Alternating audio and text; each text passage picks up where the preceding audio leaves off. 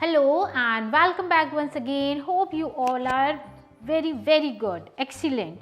So now we have to continue our chapter number 6, organs and organ system. And today we will talk about digestive system, respiratory system and many more. So now you have to open page number 47 from your book Science. So now I am going to start. The food then travels. मेरी previous class में हम बात कर रहे थे digestive system की. Ma'am ने आपको प्रीवियस डाइजेस्टिव सिस्टम में बताया था कि हमने किसके बारे में बात की थी. Food pipe. फूड को हम माउथ में कैसे लेके जाते हैं, देन माउथ में वो हमारा क्या वर्क करता है, उसके बाद हम स्टमक में जाते हैं, स्टमक हमारा क्या वर्क करता है. And now we will talk about small intestine and large intestine. So the food then travels to the small intestine. और जैसे ही हमारा फूड स्टमक में जाता है, स्टमक के बाद वो ट्रेवल करता है स्मॉल इंटेस्टाइन में, यानी छोटी आंतों में जाता है. When the nutrients in the food और get observed by the blood, जहाँ पर ब्लड के द्वारा जो फूड के जो भी अवशोषित या जो भी पोषक तत्व हैं वो हमारे बॉडी में एब्जॉर्ब हो जाते हैं, अवशोषित हो जाते हैं. The portion of the food that remains undigested enters the large intestine. और जो भी फूड का पोर्शन होता है जो अनडाइजेस्टेड रह जाता है, जिसे हम डाइजेस्ट नहीं कर पाते, लाइक कभी ऐसा होता है कि हमने कुछ हैवी खा लिया. अगर आप नॉर्मल फूड खाते हो, फ्रूट्स खाते हो तो सबको डाइजेस्ट हो रहा है, लेकिन एक दिन ऐसा हुआ कि आपने चाउमीन भी खा ली, फिर आज में आपने राजमा राइस भी खा लिए, तो काफ़ी कुछ आपके पेट स्टमक आपका फुल हो गया. तो उसमें जो नॉर्मल फूड जो आसानी से वो डाइजेस्ट हो सकता है वो तो हो जाएगा, बट जो हैवी फूड होता है वो डाइजेस्ट होने में कभी टाइम लग जाता है और वो डाइजेस्ट नहीं हो पाता. तो वो फूड क्या वर्क करता है, तो वो फूड एंटर्स कर जाता है हमारी लार्ज इंटेस्टाइन में. Now look here, this is small intestine, this is small intestine. ये हमारी छोटी आंत है. तो पहले फूड स्टमक के बाद इसके अंदर जाता है, उसके बाद है लार्ज इंटेस्टाइन. अब यहाँ पर फूड गया हमारा स्मॉल इंटेस्टाइन के अंदर, तो यहाँ पे जितने भी न्यूट्रिशंस है, जो गुड वैल्यूज़ हैं फूड की, वो हमारे ब्लड के थ्रू हमें हमारी बॉडी को मिल जाती है. उसके बाद जो भी वेस्टेज है, कभी ऐसा होता है आपने कुछ हैवी ईट कर लिया, आप डाइजेस्ट नहीं कर पाए, तो वो हमारा इस लार्ज इंटेस्टाइन में चला जाता है.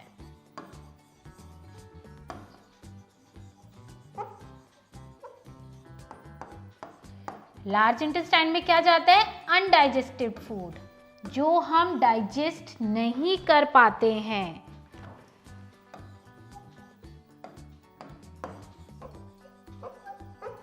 ओके, तो वो यहां पर चला गया. अब पहले हमने जो ग्रेट गुड वैल्यूज थी वो फूड की इसमें चली जाती है स्मॉल इंटेस्टाइन में, और जो अनडाइजेस्टेड फूड है वो जाता है हमारा लार्ज इंटेस्टाइन में. और जैसे ही लार्ज इंटेस्टाइन में चला जाता है, in the large intestine the water present in the undigested food get absorbed. अब जैसे ही लार्ज इंटेस्टाइन में हमारा अनडाइजेस्टेड फूड चला गया, अब अनडाइजेस्टेड फूड में जो भी वाटर होता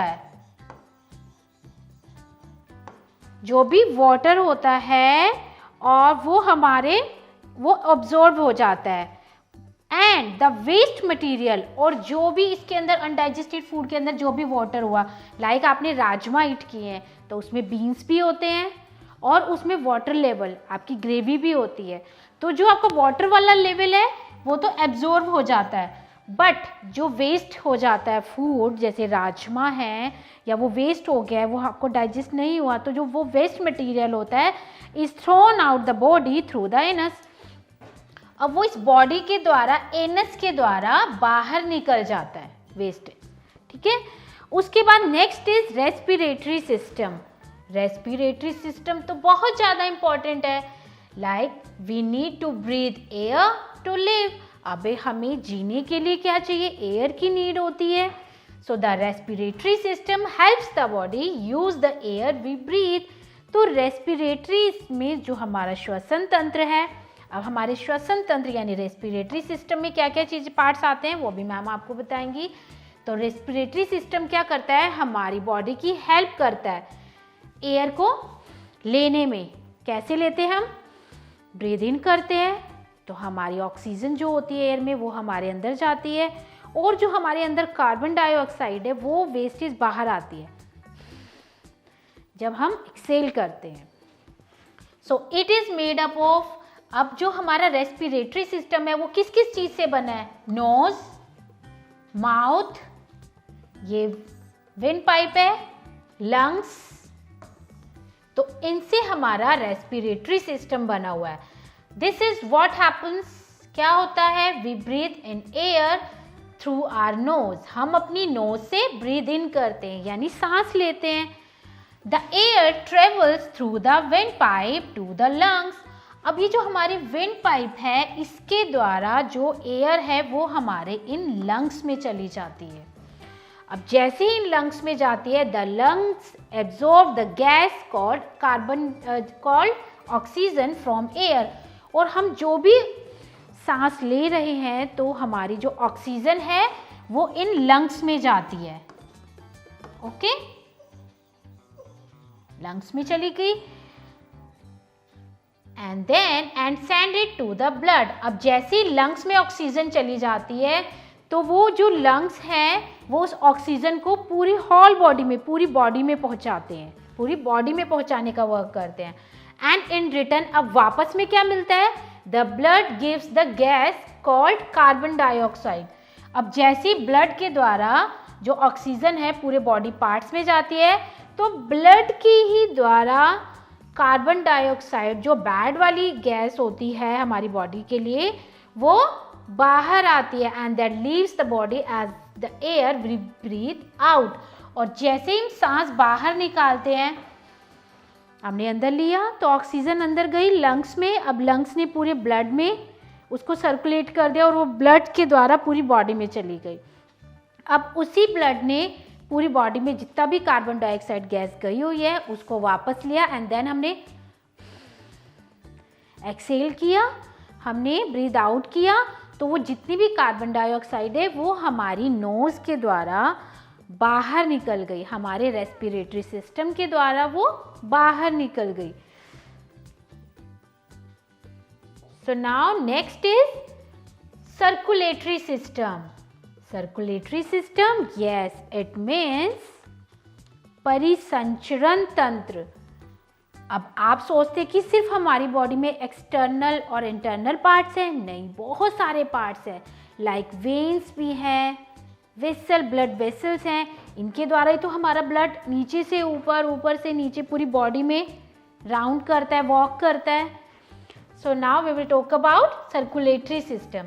So the circulatory system carries blood throughout the body to carry nutrients and oxygen to the other organs. अब जो सर्कुलेटरी सिस्टम होता है वो क्या करता है? ब्लड को कैरी करता है पूरी बॉडी के द्वारा, और जितने भी न्यूट्रिशंस होते हैं वो और ऑक्सीजन्स होते हैं वो उस पूरी बॉडी में पूरे ऑर्गन्स को मिलती है। So it is made up of heart. ये किससे बना है? हार्ट से बना है, ब्लड से बना है और ब्लड वेसल से बना है। The heart pumps blood.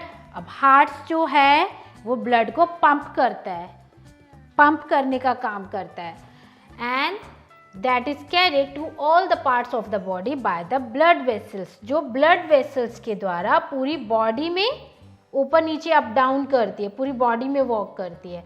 अगर ये ब्लड वेसल्स नहीं होगी तो ये हार्ट है, ये ब्लड ये कैसे पंप करेगा और ये कैसे पूरी बॉडी में राउंड करेगा? क्योंकि ये यहाँ से ये पंप करता है तो जितना भी इसके बॉडी के अंदर ब्लड वेसल्स हैं वो पूरी बॉडी में क्या करता है? ब्लड को सर्कुलेट करता है। So next is excretory system. excretory system. The excretory system helps the body to get rid of all the waste that gets formed inside it. हमारी बॉडी में जितनी भी वेस्ट है एक्सक्रेटरी सिस्टम से वो बाहर निकलती है, वो उसे, और जितनी भी वेस्ट है उनसे हमें छुटकारा मिल जाता है हमारी बॉडी को. Waste gets thrown out of the body as, अब जो हमारी बॉडी का वेस्ट है, अब आप जो भी है, अगर आप फूड ईट कर रहे हो तो आप गुड वाला ईट करोगे, है ना, बेकार वाला तो ईट नहीं करोगे. ऐसे ही हमारी बॉडी में जो गुड पार्ट्स होते हैं, जो भी जैसे फूड के या किसी भी चीज़ के, वो हमारी बॉडी ऑब्जर्व कर लेती है, और जो वेस्ट पार्ट होती है उसे हम बाहर निकालते हैं waste part. So waste gets thrown out of the body. अब जो वेस्ट है वो बॉडी के द्वारा बाहर निकलता है, किस किस के द्वारा, कार्बन डाइऑक्साइड के रूप में, स्वेटिंग के रूप में, हमें बहुत ज़्यादा गर्मी है तो स्वेटिंग आती है ना, आपने कुछ हैवी वर्क कर लिया आपको स्वेटिंग आ गई, आपने स्टेयर्स पे अप डाउन कर लिया आपको स्वेटिंग आ गई. तो उस स्वेटिंग के द्वारा क्या होती है, हमारी जितनी भी बॉडी की वेस्ट है वो बाहर निकल जाती है. एंड यूरिन के द्वारा, जो आप यूरिन करते हैं उसके थ्रू भी हमारा जितना भी वेस्ट है वो बाहर निकलता है. तभी कहते हैं कि आपको ज़्यादा से ज़्यादा वाटर ड्रिंक करना चाहिए. जितना ज़्यादा आप वाटर ड्रिंक करेंगे तो जो भी आपकी बॉडी में वेस्टेज है वो बाहर निकल जाएंगी with the help of urine. So lungs remove carbon dioxide. Lungs जो है वो कार्बन डाइऑक्साइड को रिमूव करते हैं, जो हमारी ये बैड वाली गैस होती है, और जो ऑक्सीजन है वो गुड वाली गैस है. Sweat leaves the body through the skin. अब जो स्वेट्स है वो कैसे लीव होता है, वो बॉडी स्किन के द्वारा लीव होता है. Kidneys remove urine from the body. अब किडनीज क्या करती है, वो बॉडी से यूरिन को रिमूव करती है. यूरिन के, अब यूरिन जब हम करते हैं तो हमारा जितना भी वेस्टेज है वो बाहर निकल जाता है. Lungs, skin and kidneys makeup the excretory system.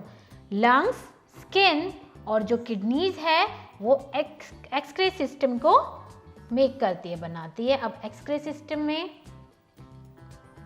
Now लिखो हियर, ये ब्लैडर हो गया, ये किडनीज होगी, लेफ्ट साइड किडनीज, ये राइट किडनी हो गई. अब इसमें जो भी वेस्टेज होता है वो ये क्या करती है, ये ब्लैडर में यहाँ पर यूरिन के द्वारा ये बाहर निकल जाता है, यहाँ पे वेस्टेज कलेक्ट हो जाती है. So now the time is over and today we had learn lots of new things.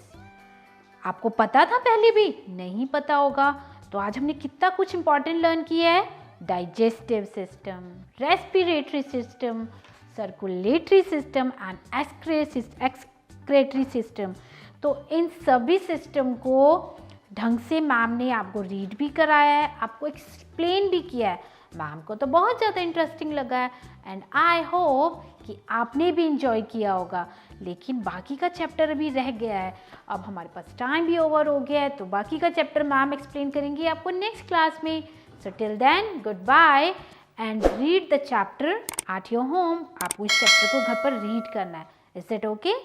So take care and good bye.